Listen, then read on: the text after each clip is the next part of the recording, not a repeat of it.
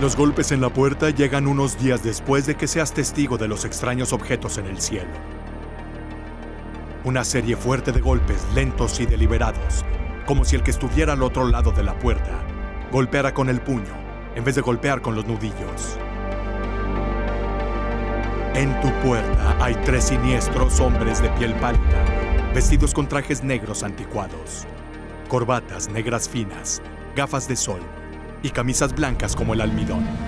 Agitan una identificación oficial frente a tu nariz y te dan una opción: dejarlos entrar o ir con ellos. Los hombres no invitados son intimidantes, incluso aterradores.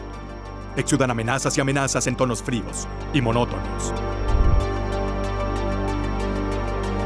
Durante la siguiente hora o más, estos misteriosos extraños hacen pregunta tras pregunta sobre lo que presenciaste en el cielo, con quién estabas, a quién le contaste, y con verdadera malicia en sus voces, te exigen que entregues cualquier evidencia fotográfica en tu poder. Y luego, demasiado tarde, te das cuenta de que estos visitantes son los hombres de negro. Finalmente se van tan abruptamente como llegaron, deteniéndose en tu puerta solo el tiempo suficiente para emitir una advertencia inequívoca: dejarás de hablar de ovnis o te harán daño. Esta ha sido la escalofriante experiencia relatada por cientos de testigos oculares de ovnis. En este documental mostraremos los terroríficos encuentros con estos llamados hombres de negro. No solo son mucho más comunes de lo que se pensaba, sino que provienen de todo el mundo y posiblemente se remonta a siglos atrás. Es posible que la comprensión moderna de los hombres de negro, las figuras misteriosas que se convertirían en el tema de fascinación entre los ufólogos, teóricos de conspiración, el nivel más alto de gobierno y, finalmente, irrumpir en la cultura popular dominante, se remonta a un día, 27 de junio de 1947.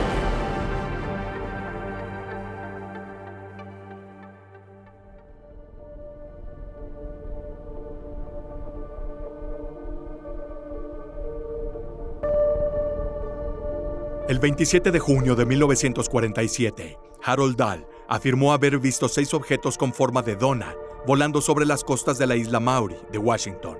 El relato de Dahl indicó que uno de estos objetos parecía no funcionar correctamente, con piezas volando y restos metálicos golpeando a su hijo Charles en el brazo, además de golpear al perro de la familia, que no sobrevivió. Dahl pudo tomar fotos del avión con su cámara durante el encuentro, que luego mostró a sus compañeros de trabajo. A la mañana siguiente, Dahl recibió la visita de un hombre vestido con un traje negro que decía ser un agente del gobierno. A pesar de que el hombre presentó su identificación, Dahl tenía miedo de dejar entrar al hombre en su casa, por lo que sugirió que llevaran a cabo su conversación al otro lado de la calle, en un restaurante concurrido. Independientemente del riesgo de ser escuchado, el hombre de negro amenazó a Dahl con dejar de hablar sobre lo que pudo o no haber presenciado. Sus amenazas estuvieron marcadas por detalles de la vida privada de Dahl: el nombre de su esposa y de su hijo, su lugar de trabajo, sus horarios de salida en la mañana y de regreso en las noches. Después de eso, Dahl comenzó a afirmar que había inventado todo el incidente ovni. Todo fue un engaño, afirmó, sin ofrecer detalles sobre cómo convenció a su hijo para que aceptara el plan, o lo que suponía que le había pasado al perro de la familia. Años después, Dahl recuperó el coraje para hablar una vez más sobre las extrañas naves que él y su hijo vieron ese día de junio de 1947. Una visita de los hombres de negro fue suficiente para asustar a Dahl y provocarle un silencio prolongado. Pero en 1952, Albert Bender fue sometido a una campaña sostenida de intimidación y violencia por asaltantes vestidos de negro.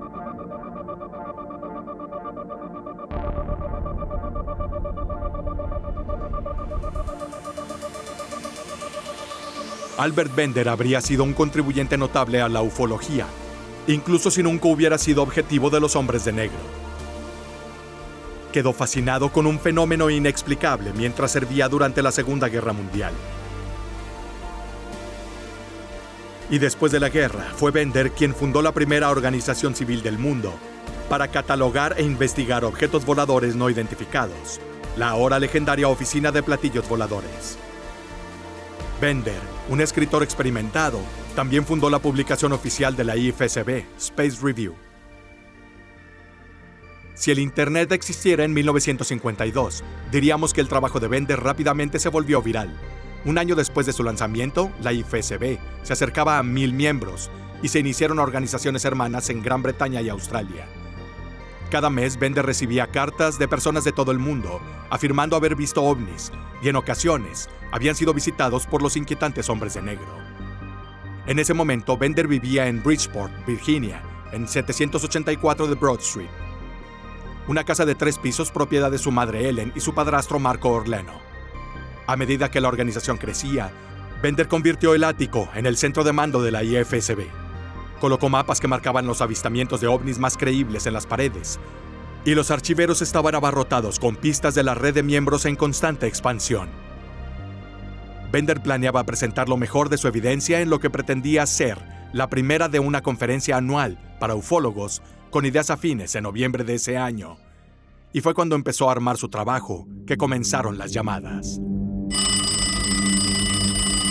El teléfono de casa sonaría en cuanto Bender estuviera solo. Cada vez que Bender bajaba 2 tramos de escaleras desde su estación de trabajo en el ático, no encontraría nada más que silencio al otro lado de la línea. Mientras presionaba el teléfono contra su oreja, Bender sentía una repentina sensación de mareo extremo. Describió la pérdida del sentido del equilibrio y un fuerte dolor de cabeza instantáneo, que duraría durante minutos después de que colgara. Una llamada en particular dejó a Bender, un hombre sano de unos 30 años, tan aturdido, que no pudo regresar a trabajar el resto de la noche. Como acostumbraba, Bender fue a ver una película entre semana al cine local. La película terminó poco después de medianoche y tomó los restos de su bote de palomitas. El treintañero comenzó el corto camino a casa. Aunque esa parte de Bridgeport sería remodelada durante la próxima década, el área era razonablemente segura y libre de delitos. A medianoche o no había razón para que un hombre adulto estuviera en alerta máxima. Tal vez por eso Bender no notó la figura que seguía sus pasos.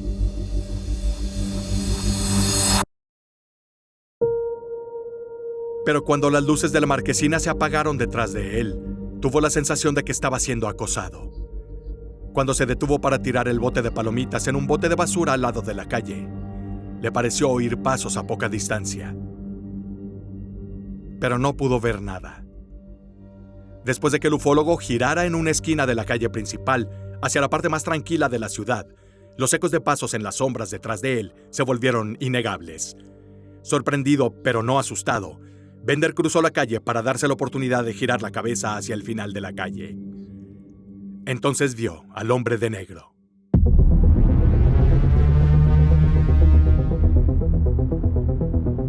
El hombre era muy alto y delgado. Su piel era de un blanco pálido. Había algo muy extraño en su apariencia. Bender describió al hombre de negro como si tuviera un aspecto sobrenatural, como un facsímil de una persona, en lugar de la carne y la sangre de un ser humano. El hombre de 32 años aceleró el paso. Cuando escuchó que las pisadas detrás de él se aceleraban, echó a correr, presa del pánico. Al llegar a su casa, se aseguró de cerrar con llave la puerta detrás de él y también verificó que todas las ventanas de la planta baja estuvieran cerradas. Después de minutos en un entorno familiar, los temores de Bender comenzaron a disminuir y decidió retirarse al ático. Entonces descubrió que sus pertenencias habían sido saqueadas. Sus expedientes habían sido arrojados de los gabinetes, los mapas arrancados de las paredes, los papeles y las cartas esparcidas por el suelo. Su cama fue sacudida por alguien que buscaba frenéticamente un objeto escondido en las sábanas o debajo del colchón. Al día siguiente, Bender y su padrastro agregaron una segunda cerradura a las puertas. Bender le dijo a su familia y amigos que estaba convencido de que el allanamiento estaba relacionado con su trabajo para la IFSB, pero no se atrevía a hablar de la segunda sospecha. Pasaron las semanas sin otro incidente. Las vertiginosas llamadas telefónicas cesaron y después de trabajar en su presentación OVNI, Bender decidió que se había ganado otra ida al cine. Se aseguró de ver una proyección mucho antes para que su camino a casa fuera con luz del sol.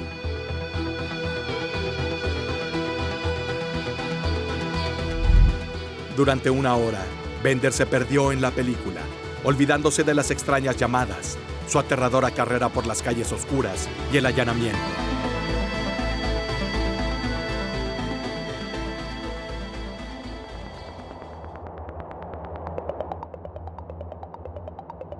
Y fue entonces cuando el hombre de negro se sentó a su lado. Bender quedó paralizado por el miedo. Con el rabillo del ojo, pudo ver que la figura oscura lo estaba mirando mientras avanzaba la película. El hombre estaba a centímetros de él y a la vista de una docena de espectadores en la sala.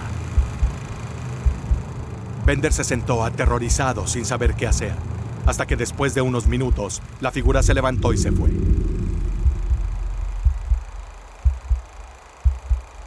Pasó los siguientes momentos pensando si debería permanecer en el cine o no, o al menos había otras personas, corriendo casi inmediatamente con el sol lo más alto posible en el cielo. Antes de que pudiera decidir, tuvo la misma sensación que lo había invadido cuando lo siguieron a casa. Una sensación de que estaba siendo observado por ojos hostiles. Giró su cuello hacia la salida. El hombre de negro que había estado sentado a su lado, ahora estaba parado en la puerta, mirándolo directamente.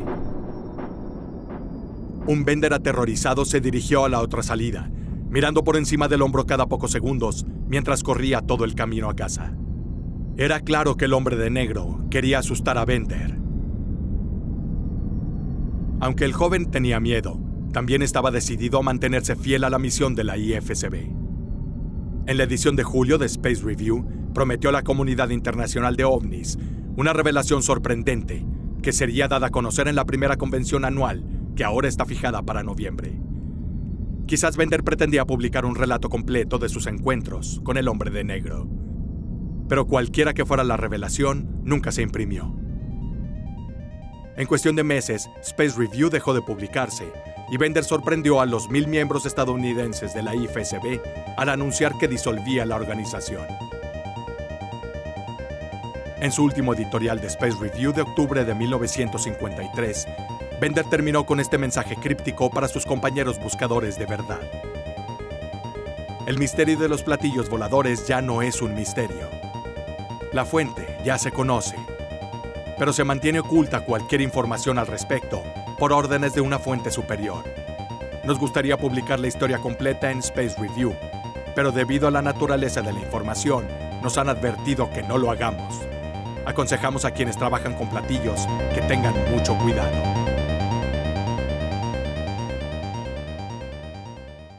Bender luego desapareció de la escena de la ufología que había ayudado a fundar y construir durante más de una década. Y entonces resurgió como un hombre casado de mediana edad que dirigía un hotel en Estados Unidos, en California. Bender reveló lo que le había sucedido después de la noche en el cine. Pocos días después del envío de los números de julio de 1953, a Bender no solo lo visitó el hombre del cine, sino también 2 colegas igualmente siniestros. Esa vez, Bender fue confrontado dentro de su propia casa. Una serie de golpes lentos y decididos en la puerta despertaron a Bender, que dormía abajo frente al televisor. Estaba solo en casa y abrió la puerta principal, esperando ver a su madre y a su padrastro, con una explicación de que habían olvidado sus llaves. En cambio, estaban frente a él 3 hombres vestidos de negro, todos de la misma altura. Uno de ellos era el hombre del cine. Después de mostrar una especie de placa de gobierno, pasaron por la puerta y acompañaron a Bender de regreso a su sala. Allí informaron fríamente al ufólogo petrificado que debía cesar todas y cada una de las investigaciones sobre ovnis. Así describió la escena. 3 hombres vestidos de traje negro con expresiones amenazadoras en sus rostros. 3 hombres que te visitan y te exigen. 3 hombres que saben que tú sabes que son realmente los platillos. Fijando a Bender con una mirada helada, el hombre que lo había estado siguiendo todo el verano afirmó que él y sus colegas le harían daño si seguía publicando información de ovnis. Mucha gente, como Howard Dahl, se habría asustado con una sola visita de estos hombres de negro. Bender había sido sometido a meses de tácticas de intimidación, pero estaba decidido a continuar su trabajo, y tal vez esto resultó directamente en que los hombres de negro respondieran con una demostración de fuerza. Como si 3 extraños entrando a la fuerza de la casa de Bender no fuera suficiente, durante el mes siguiente, también experimentó ataques repentinos de mareos extremos, náuseas, dolores de cabeza, pérdida de memoria y letargo. A diferencia de Dahl, Bender no creía que los hombres de negro fueran agentes de gobierno. Él creyó y luego afirmó que los hombres de negro en realidad le dijeron que no eran de esta tierra. Por décadas, los escépticos han usado la salud mental de Bender como justificación para descartar todo lo que experimentó. Señalan que las conductas obsesivas de Bender tienen características como TOC y quizás autismo. Pero a medida que avanza nuestra comprensión de la salud mental, los partidarios de Bender ahora preguntan a estos críticos, ¿y qué? Ahora entendemos que muchas de las llamadas enfermedades mentales no solo son comunes en la población, sino que en realidad pueden ser la fuerza impulsora de las contribuciones de muchas personas exitosas a la sociedad. Charles Darwin probablemente estaba en el espectro del autismo y también Albert Einstein. Bill Gates es autista y también Steve Jobs, su contemporáneo. Algunas de las mentes más creativas en escritura, cine y música también están en el espectro. Sí, Bender estaba obsesionado con llegar al fondo del misterio ovni. ¿Qué otro tipo de persona podría constituir una organización tan grande como la IFSB tan rápido?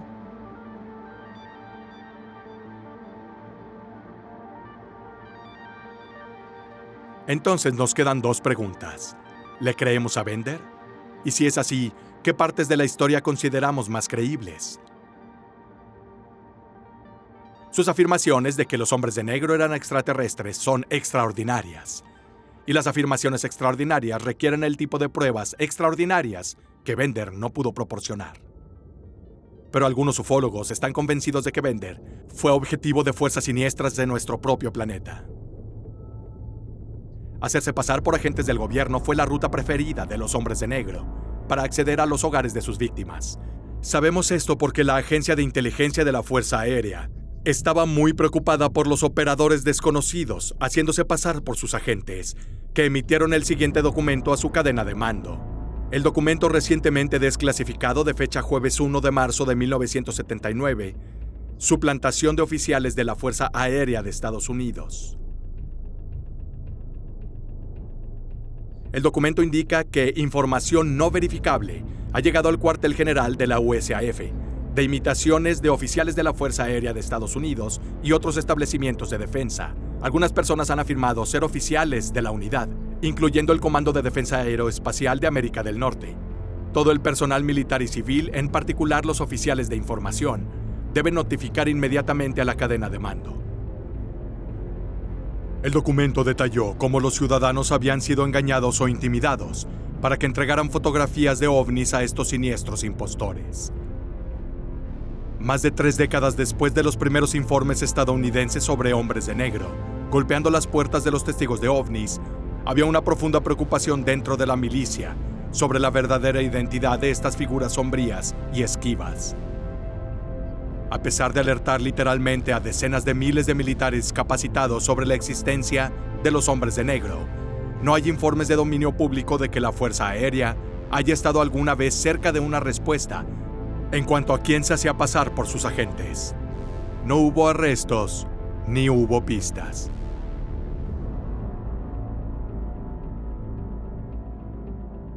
En 1968, un ciudadano común capturó evidencia fotográfica de un hombre de negro. Timothy Green Beckley fue un escritor y ufólogo radicado en Nueva York, que escribió más de 100 libros sobre ovnis, hombres de negro y otros fenómenos inexplicables.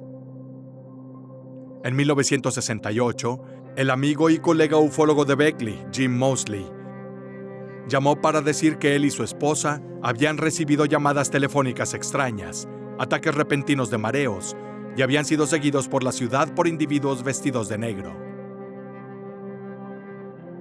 Los pensamientos de Beckley se dirigieron a las experiencias de Albert Bender 16 años antes, cuando Moseley volvió a llamar, casi presa del pánico, transmitiendo sin aliento que alguien había estado en su casa y revisó sus documentos OVNI, Beckley ideó un plan. Después de caminar por las calles que rodean su apartamento hasta que sintió que lo seguían, Mosley regresó a casa, pero de último momento se metió en un auto para esconderse junto con Beckley, que esperaba. No tuvieron que esperar mucho. Mirando desde las ventanillas, los dos amigos vieron cómo los hombres de negro avanzaban y tomaban posición escondidos en una puerta frente a la residencia Mosley. Era esto. Cuando Mosley encendió el auto, Beckley tomó su cámara y a 20 millas por hora salió por la ventana del asiento trasero y tomó una fotografía.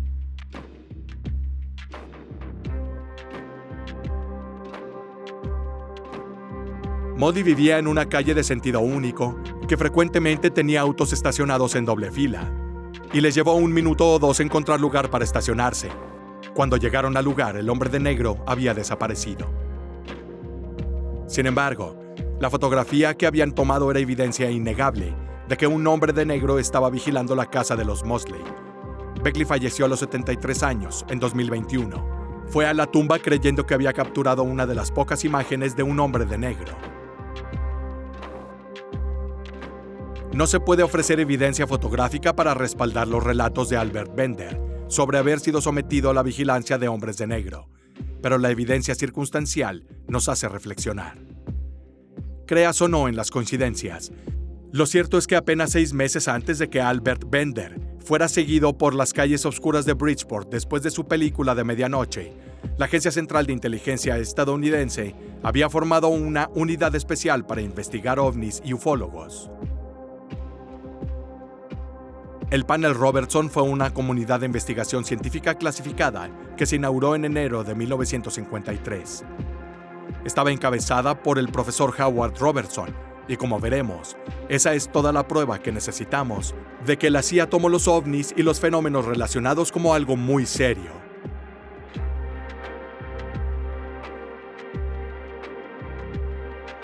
El informe fue desclasificado décadas después. Sabemos que el informe del Panel Robertson concluyó que los ovnis no eran amenaza directa a la seguridad nacional.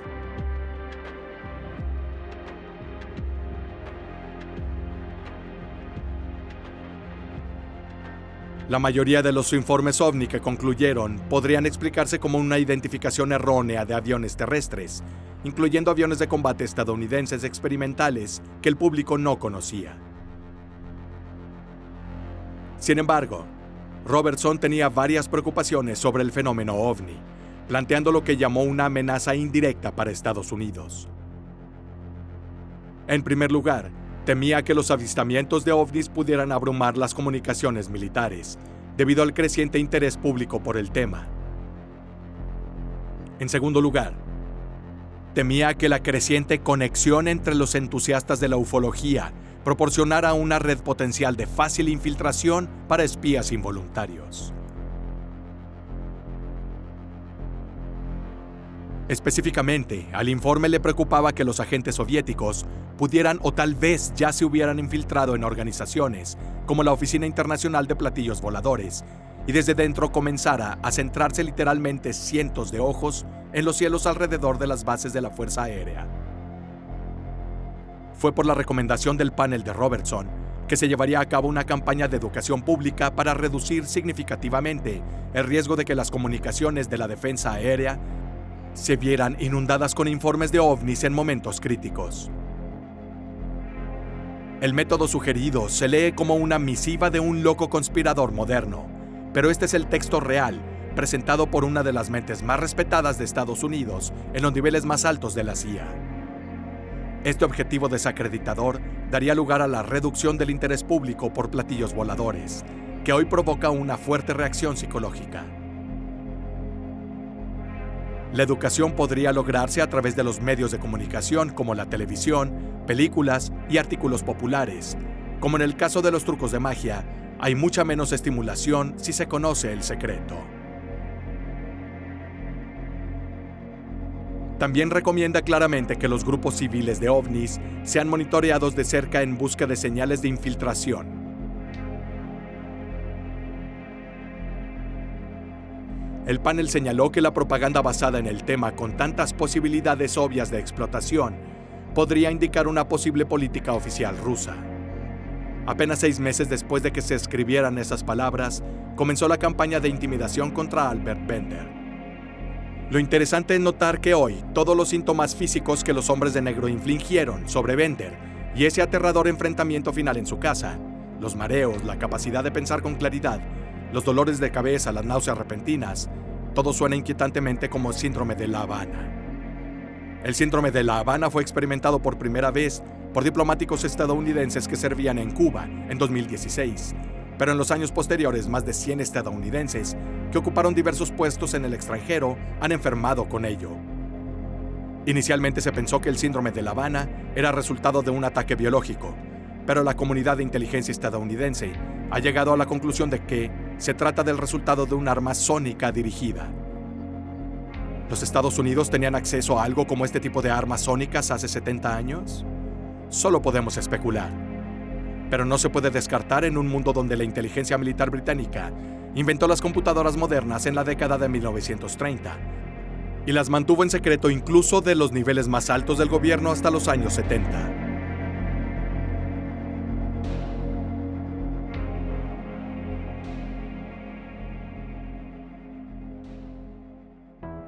Lo que sabemos con certeza es que Bender no era un hombre enfermizo. De hecho, tenía una vida larga y saludable, hasta que finalmente falleció a los 95, el 29 de marzo de 2016. Los hombres que son enfermizos y propensos a sufrir dolores de cabeza, náuseas y mareos a los 30, ¿logran vivir hasta mediados de los 90? No importa cuánto disfruten los detractores de los ovnis, burlándose de la idea de los hombrecitos verdes y los platillos voladores, lo que no puede negar es el hecho de que los Estados Unidos de América consideró la posibilidad de incursiones extraterrestres tan seriamente que asignaron a Howard Robertson, uno de los hombres más inteligentes del planeta, para investigar. Es casi imposible de exagerar las credenciales de este hombre. El profesor Robertson nació en 1906 en el estado de Washington, y cuando tenía poco más de 20 años se había consolidado como autoridad y como un genio en mecánica cuántica y en física, química y balística. En 1936, el propio Albert Einstein escribió un artículo sobre relatividad general, presentado al periódico de revisión crítica, debido a los problemas que Robertson señaló en una revisión por pares. Después Robertson publicó su propio artículo, basándose y quizás ampliando o incluso superando el trabajo de Einstein. Al estallar la Segunda Guerra Mundial, Robertson fue rápidamente reclutado por la inteligencia de Estados Unidos, en donde sirvió para mantener seguros a los estadounidenses de cohetes de potencia, y también desempeñándose como asesor científico principal para el Comité de Investigación de la Defensa Nacional. A medida que avanzaba la guerra, lo enviaron a Londres para ayudar a interrogar a científicos alemanes sobre las capacidades balísticas y atómicas del Tercer Reich. Por su servicio durante la guerra, Robertson recibió la Medalla al Mérito, el premio más alto para un civil en tiempos de guerra, por el presidente Truman. La NASA también nombró una sección de la Luna en su honor.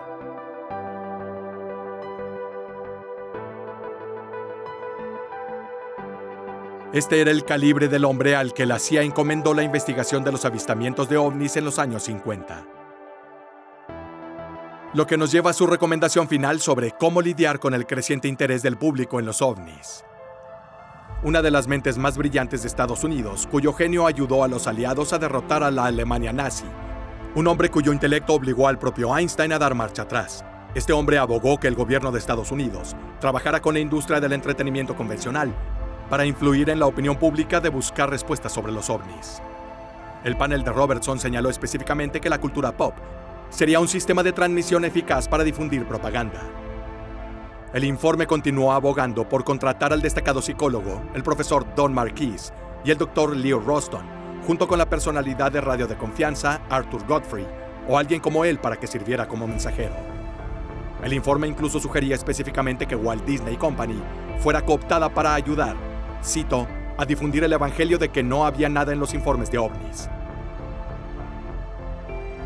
Disney, por supuesto, había producido varias caricaturas de propaganda de la Segunda Guerra Mundial, desde Der Führer's Face, donde el pato Donald tiene la pesadilla de que Hitler gobierna Estados Unidos, a la impactante Educación para la Muerte, que describe cómo un niño alemán poco a poco se convierte en un monstruo nazi.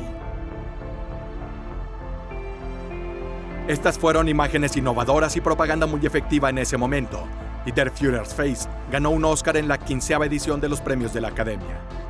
Pero las audiencias más modernas son demasiado sofisticadas para dejarse llevar por semejante fanfarronería descarada. Así que, ¿cómo? Un evangelio que habla de extrañas luces en el cielo y avistamientos de aviones muy avanzados podría poner a pensar a las generaciones X, Y y a los millennials. Creemos que podemos dar un ejemplo. En 1998, Hollywood estrenó no uno, sino 2 éxitos de taquilla sobre una amenaza inminente de asteroides cercanos a la Tierra.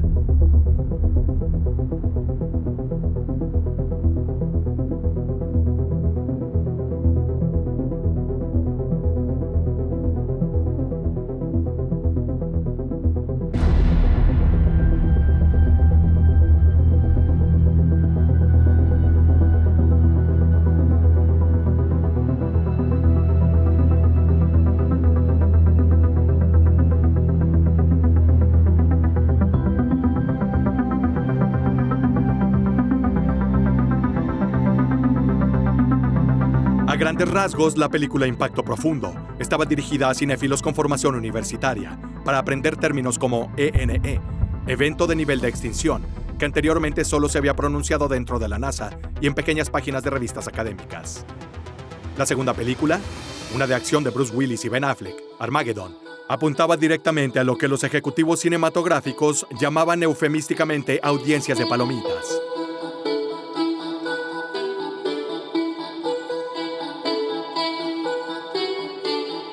A finales de 1998, la gente común y corriente estaba mucho más informada sobre la peligrosa realidad de un asteroide, chocando contra el costado de nuestro planeta. Antes se pensaba que la idea de que un asteroide representara un peligro era absurda.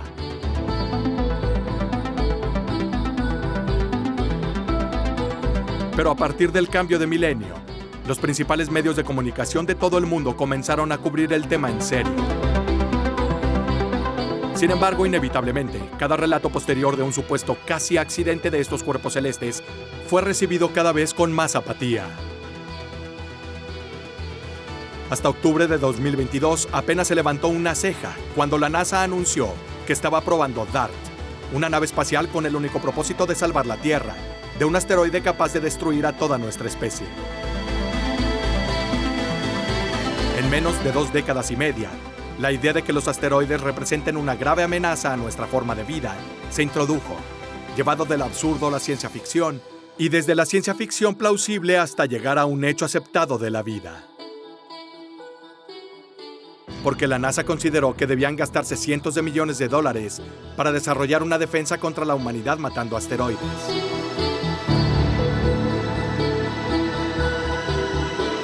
Muchos ufólogos creen que desde la recomendación de Robertson, la cultura pop ha sido manipulada exactamente así, para hacer que la población general esté cada vez más abierta a la idea de que hay extraterrestres presentes en la Tierra.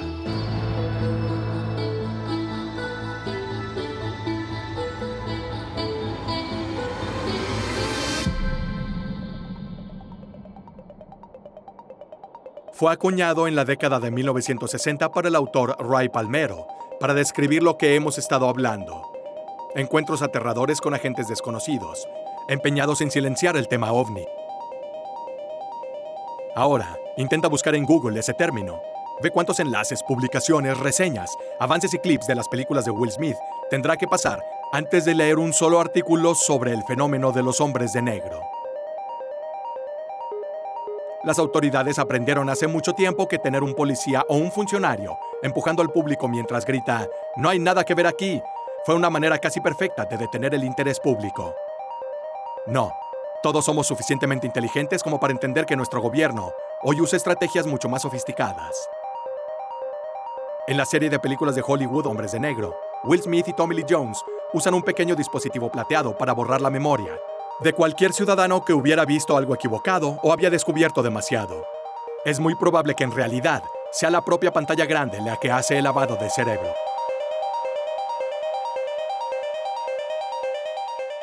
La película Hombres de Negro se basó en un cómic poco recordado, que fue publicado por Malibu Comics a principios de los 90. En los libros, y en un guiño a la conjetura, en épocas anteriores se percibiría a extraños vestidos de oscuro, como manifestaciones de lo sobrenatural. La Agencia de Hombres de Negro manejó incidentes de naturaleza paranormal y extraterrestre. En una aventura, los agentes J y K se enfrentaron a un monstruo que extraía energía del subconsciente de la población de un pequeño pueblo. Otro los vio derrotar a un demonio y otro los hizo enfrentarse a un agente hombre de negro rebelde, que había adquirido superpoderes. Marvel compró Malibu Comics en 1994. Por eso ves el crédito basado en Marvel Comics al comienzo de las películas. Desde entonces, Marvel Comics ha sido comprado por Disney, quien ahora tiene los derechos de la encarnación de la cultura pop de los hombres de negro. Así que la sugerencia del profesor Robertson se cumplió. Algunos ufólogos han establecido un vínculo entre los hombres de negro y misterios inexplicables de épocas anteriores. La idea de vida en otros planetas no entró en la conciencia hasta finales del siglo XIX, cuando autores como H.G. Wells imaginaron invasiones de fuerzas malévolas desde el otro lado del vacío del espacio. Estos autores inventaron la ciencia ficción.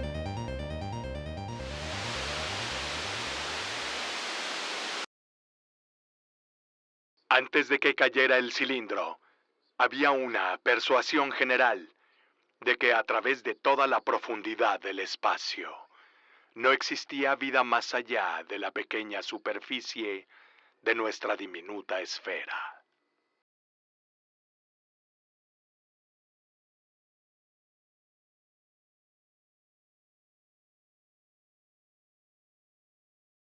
Ahora sabemos que en los primeros años, a principios del siglo XX, este mundo estaba siendo vigilado de cerca por inteligencias superiores a la del hombre, a través de un inmenso golfo etéreo. Mentes que son para nosotros lo que nuestras mentes son para las bestias de la selva. Intelectuales, vastos, fríos y antipáticos. Miraban esta tierra con ojos de envidia. Y ciertamente trazaron sus planes contra nosotros. Hola, soy Orson Welles y he estado citando a otro Welles sin parentesco, H.G. Wells, el distinguido novelista, historiador, profeta, que también fue el gran maestro de la ciencia ficción. Él escribió La Guerra de los Mundos, en la que se basó cierta famosa emisión de radio, que como algunos de ustedes recordarán, hizo que miles de nuestros oyentes corrieran en pánico a las calles de todo el país. H.G. me denunció por hacerlo, pero luego, cuando se dio cuenta de que nuestra transmisión, como su historia, no pretendiera causar disturbios, sino simplemente entretener, fui perdonado. Llegamos a ser buenos amigos. Si todas esas personas que bloquearon las carreteras e incluso subieron a las colinas para escapar de los marcianos me han perdonado, ese es otro asunto. Es el fin. Pensamos que era el fin. Escuchando este programa, dije que éramos muy impresionables a esa edad, gracias a Buck Rogers y Flash Gordon, y eso realmente nos impresionó. Un tipo en particular que era dueño de una tienda sacó el dinero de su caja registradora, cargó su auto con comida y se fue a las montañas y dejó a su esposa e hijos en casa.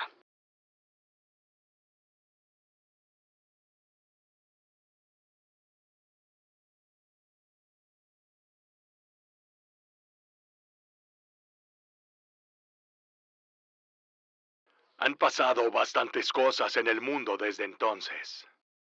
Una invasión del planeta Marte, eso al menos es algo que no sucedió. Pero en cierto modo, ¿saben? Hemos estado invadiendo Marte. Si Marte no ha sido exactamente invadido, ciertamente ha sido investigado, no atacado, pero estudiado muy minuciosamente. Las observaciones de Marte habían comenzado mucho antes de nuestra transmisión. Incluso allá, en 1938, a muchas personas les parecía posible que se hubiera desarrollado vida en Marte, tal como sucedió en la Tierra. Mirando a través de los telescopios, ¿qué habían visto los científicos? Bueno, primero un planeta como nuestra propia Tierra. Tenía casquetes polares.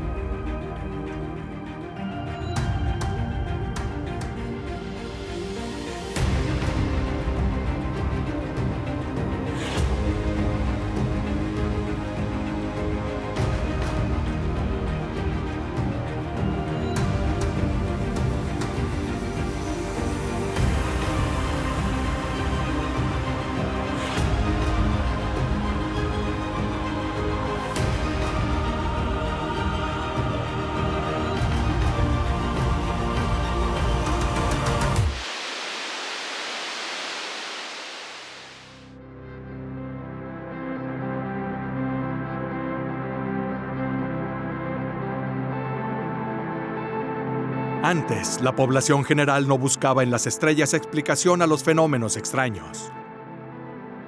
En lugar de eso, habrían recurrido a lo sobrenatural. Los registros históricos de las Islas Británicas son el deleite de historiadores. Habitantes de Inglaterra y las naciones vecinas han escrito detalles de sus vidas desde literalmente antes de la Edad Media.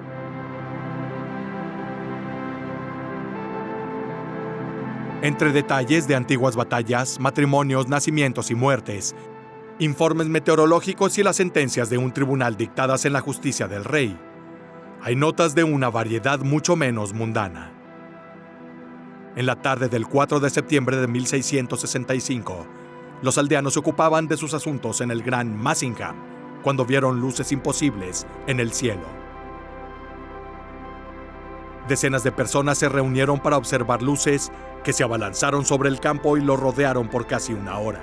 Es posible que lo visto en el cielo aquella tarde de verano fuera simplemente una serie de estrellas fugaces. O como sugirió un escéptico, fue la luz del gran incendio de Londres, que arrasaba 100 millas al sur, reflejándose en cristales de hielo dentro de formaciones de nubes cirros. Al día siguiente, 3 desconocidos aparecieron en el pueblo. Eran de piel pálida, tal vez no tan inusual en un país conocido por sus precipitaciones y veranos cortos. Sin embargo, también estaban vestidos de pies a cabeza con ropa negra. Estos extraños se dirigieron al Lone Coaching Inn y comenzaron a preguntar sobre lo que se había visto en el cielo la noche anterior. Massingham solo tiene una población de 900 almas en la actualidad. Hace 500 años apenas 200 personas llamaban hogar a ese lugar, y como tal, era un lugar insular, no particularmente acogedor con los extraños, cuya primera impresión fue realizar un interrogatorio beligerante.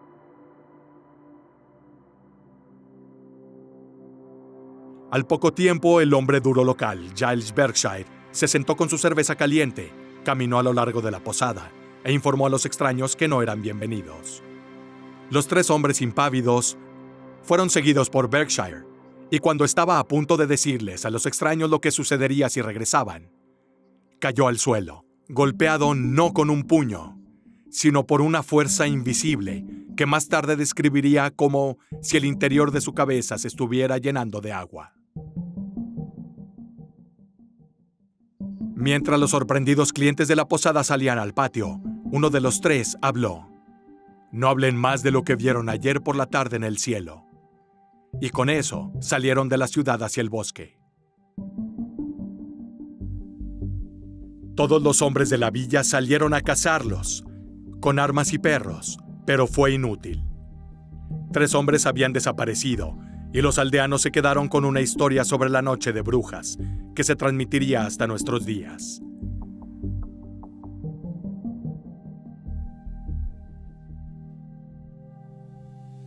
Una historia similar del mismo año Esta vez por la frontera entre Inglaterra y Escocia, se afirmó que 2 hombres de piel pálida y vestidos de negro atacaron a un granjero después de estar insatisfechos con sus recuerdos de una estrella fugaz a principios de mes. El granjero también afirmó que los hombres de negro desaparecieron entre los árboles, pero la explicación que ofreció fue que claramente eran hombres lobo, que habían huido entre los bosques para evadirlo cuando los perseguía.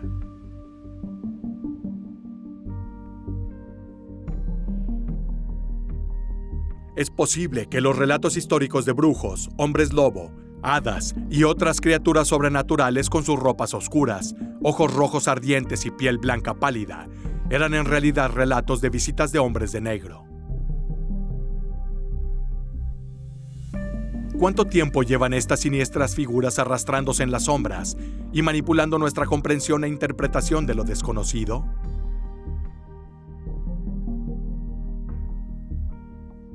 Tomemos como ejemplo Spring Hill Jack, una figura infame del folclore británico, quien aterrorizó a la nación desde su primera aparición en 1837. El siniestro Spring Hill Jack, llamado así debido a su capacidad para desafiar la gravedad y saltar sobre edificios enteros, era invariablemente descrito como vestido de negro, con ojos rojos brillantes y un rostro blanco pálido. Jack también entraba en las casas haciéndose pasar por policía o funcionario, antes de realizar e incluso ejecutar amenazas de violencia. Los artistas de la época victoriana representaron esas descripciones en forma de una figura demoníaca, un monstruo gruñón del infierno, arrancado de páginas de una novela de terror.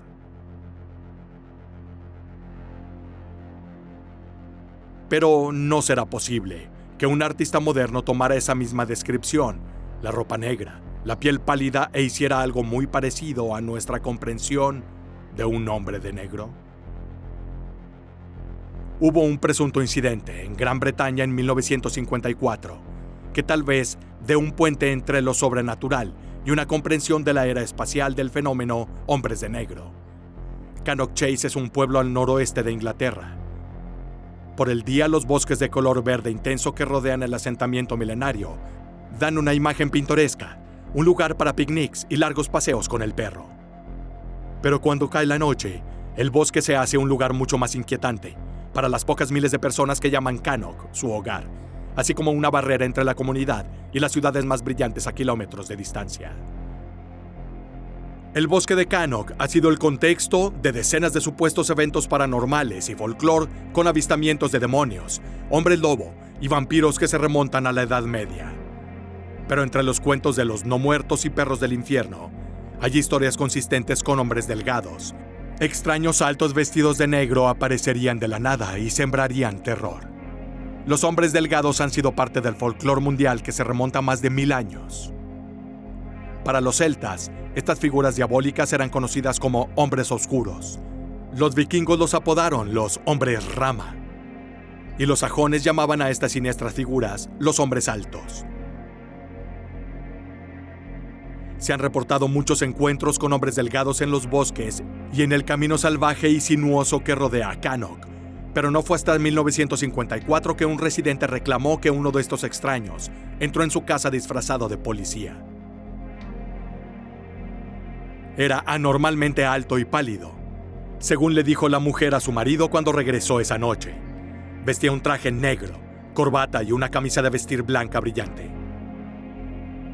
El hombre alto y delgado vestido de negro lanzó preguntas sobre una luz en el cielo nocturno que la mujer había presenciado el fin de semana anterior, hasta que después de 20 minutos él abruptamente sonrió y se fue. La mujer observó al extraño caminar lentamente por la calle y en lugar de subirse a uno de los autos estacionados, siguió caminando hacia el bosque.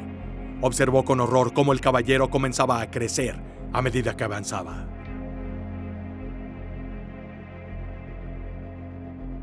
Según nuestras estimaciones, el hombre mediría más de 2 metros cuando desapareció entre los árboles. Desde la década de 1950, Gran Bretaña ha tenido casi tantos avistamientos de hombres de negro como Estados Unidos. Trabajaban para el FBI o la CIA. En Gran Bretaña se dijo que los hombres de negro habían sido enviados en misión oficial por el Ministerio de Defensa. El término general para las distintas armas de los servicios secretos británicos, incluidos el MI5, MI6, GCHQ y varias otras agencias que se cree que existen. Se ha vuelto común que los ex jefes del FBI y la CIA pronuncien discursos públicos y emitan comunicados de prensa o den entrevistas a los medios. Varios incluso han escrito libros o pasado su jubilación haciendo apariciones regulares en las noticias por cable. El Servicio Secreto Británico, sin embargo, hace las cosas de otra manera. A pesar de la popularidad del personaje de James Bond, el gobierno británico negó que existiera tal cosa como MI5 o MI6 durante las primeras 7 décadas de sus 2 mayores agencias de espionaje.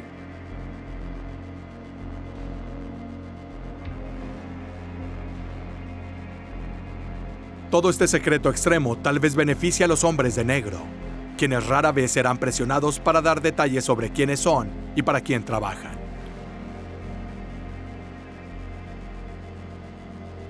Simplemente afirmar que son asuntos del Ministerio de Defensa se entenderá como los límites de lo que un auténtico agente británico podría revelar. Poco después del amanecer del 1 de diciembre de 1987, un policía jubilado salió a caminar por las calles de Yorkshire, en el noreste de Inglaterra. Como fotógrafo aficionado, le encantaba fotografiar la niebla helada que envuelve los páramos en invierno. Como precaución para no perderse, siempre llevaba una brújula. 90 minutos en la nada, se encontró con una figura sorprendente. A la distancia, el ex policía notó que la figura era baja, tal vez de solo 4 pies de altura, y con una cabeza de gran tamaño y brazos muy largos. De inmediato tomó una fotografía, que se considera una de las más convincentes en la historia de la ufología. Después de hacer un gesto con la mano que podría haber significado «aléjate», la criatura se volvió y desapareció en la niebla. El ex policía lo persiguió y se encontró cara a cara, con lo que describió como un avión que se parecía exactamente a la representación clásica de un platillo volador. La nave despegó en silencio, dejando al hombre solo una vez más en los páramos brumosos. El ex policía vio que la aguja de su brújula daba vueltas durante muchos minutos después del encuentro. El hombre contactó con varios ufólogos británicos famosos junto con un periódico local, explicando críticamente que no quería publicidad ni el posible ridículo que su afirmación provocaría de sus antiguos colegas de la policía. Insistió en que se utilizara un seudónimo, Philip Spencer, y que no se publicara el pueblo en el que vivía. Sin embargo, menos de un mes después, alguien llamó a la puerta de Spencer. 2 hombres serios, vestidos con trajes oscuros, arrojaron tarjetas de identificación a la cara de Spencer, mientras se abrían paso a la casa. Los misteriosos hombres entrevistaron a Spencer sobre el incidente ocurrido en el páramo durante más de 1 hora. Al concluir el interrogatorio, los 2 hombres exigieron las fotografías que Spencer tomó, y él accedió al entregarlas. Pero luego los hombres también insistieron en que les dieran el negativo. Spencer encontró intimidantes a los hombres de negro, pero dada su larga carrera en la fuerza policial, esta no era la primera vez que estaba en una habitación con hombres aterradores. Y entonces dijo una mentira piadosa, que el negativo había sido confiado a un amigo para su custodia. Esta era una verdad a medias. El negativo estaba en posesión del destacado ufólogo Peter Hoff, quien ya estaba haciendo su propia investigación sobre el encuentro en el páramo brumoso. Después de que los hombres de negro se fueron, Spencer intentó utilizar sus contactos con las fuerzas del orden para obtener información sobre qué departamento del Ministerio de Defensa le había visitado. Nunca obtuvo respuesta. Tampoco lo hizo un asistente a una convención de ufólogos en Londres en 1993, quien fue intimidado durante 3 días, comenzando con su llegada a la capital británica, la estación de tren de Euston. El orador principal de la conferencia apenas había desembarcado cuando fue rodeado por 3 hombres de aspecto extraño, vestidos con ropa oscura pasada de moda. Después de mirarlo fijamente durante muchos segundos incómodos, uno de los hombres de negro preguntó dónde podría encontrar el mismo tren al lado del cual estaban parados. Y ante la respuesta obvia, fulminó al hombre con la mirada. Y se alejó. El ufólogo continuó su viaje al hotel del centro de Londres, donde se llevaría a cabo la conferencia OVNI, y se alarmó al encontrar a los 3 hombres de negro, sentados en el vestíbulo del hotel viéndolo fijamente. La pregunta ridícula de la estación de tren era claramente un medio para asegurar que el ufólogo recordara a estos 3 hombres, creando una sensación de shock cuando los viera en el hotel.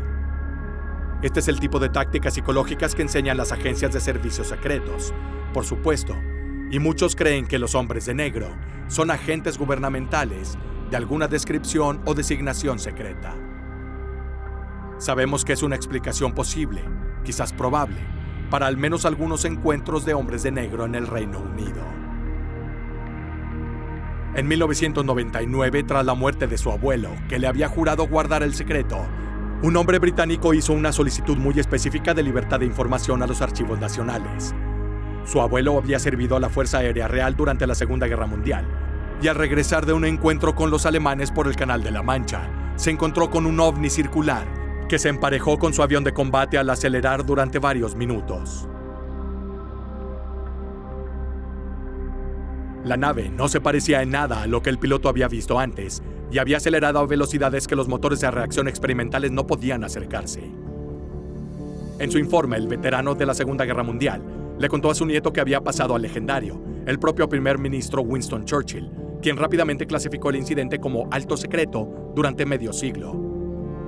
Dada la extraordinaria especificidad de la solicitud, en la que el nieto anotó el nombre del piloto, rango, avión, fecha, el nombre del oficial al mando e incluso frases exactas usadas en el informe original de su abuelo, los archivos nacionales británicos publicaron una gran cantidad de información desclasificada sobre el incidente. Debido a esto, sabemos que otros aviones británicos se encontraron con el disco volador sobre el Canal de la Mancha ese día.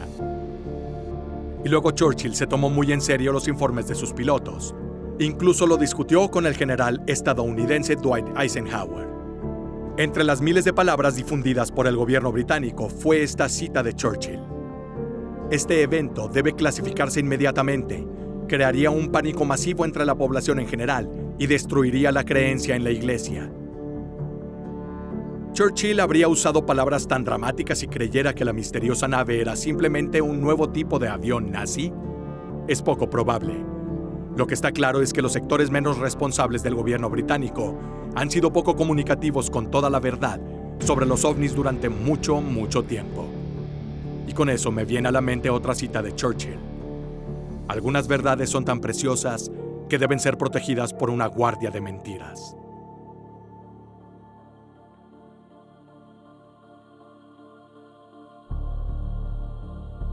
Es posible que esos guardias hayan sido los mismos hombres que visitaron a personas como Philip Spencer y Albert Bender y asustó intencionalmente a los ufólogos en sus salas o vestíbulos de hoteles. Y si volviéramos a creer en los relatos de 1665 del Gran Massingham, tal vez estos guardias de la verdad hayan estado en el trabajo durante mucho tiempo. Ninguna teoría podría explicar cada encuentro con los hombres de negro, y tampoco debemos buscar una explicación general para un fenómeno que abarca siglos y continentes. De los cientos de visitas reportadas por supuestos hombres de negro, un porcentaje sin duda será obra de estafadores y buscadores de atención. Pero ese tipo de engaños son rápidamente desacreditados por los ufólogos. Tomemos como ejemplo las supuestas imágenes de 2 hombres de negro, tomadas en el Hotel Canadian en 2012. Ese supuesto avistamiento de hombres de negro fue expuesto casi de inmediato como obra de un hombre que trabajaba en el hotel y aparecía habitualmente en una popular sala de chat sobre teorías de conspiración. Entonces lo que nos queda, ya que desestimamos los mitos, es que la tradición de los hombres de negro es una elección binaria.